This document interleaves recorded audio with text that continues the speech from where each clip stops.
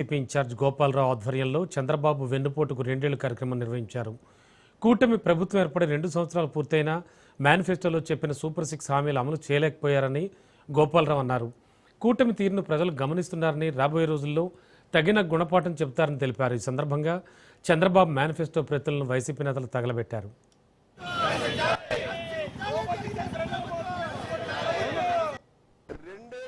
రెండేళ్లు కూడా మోసపూరితమైన పరిపాలన చేశారు చంద్రబాబు నాయుడు. మోసపూరితం అంటే చంద్రబాబే ఒక మోసం. ఆ మోసానికి 2 ఏళ్లు పూర్తయింది. మరలా ఓటు రాజకీయం చేసి 2 ఏళ్లు మోసం.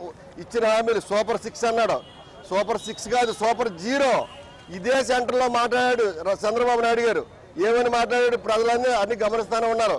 ఈ రోజు వరకు కూడా ఒక్క హామీ అయినా మీరు నెరవేర్చారా? పూర్తిగా ఫుల్ ప్లెజ్ 99% ఒక్క హామీ నెరవేర్చింది మీరు చూపించండి. ఈ రోజు వరకు మా నాయకుడు అలా కాదు, ప్రతిదీ మాట ఇచ్చాడు, మాట తప్పకుండా 99.5% అన్ని హామీలు పూర్తి చేసి నిరూపించుకున్నాడు. మీరు దేనికి 2 ఏళ్ళు పరిపాలన పూర్తి చేసింది దేనికి అంటే దోచుకోవడానికే మీరు చేసిన పరిపాలన. 2 ఏళ్ళకి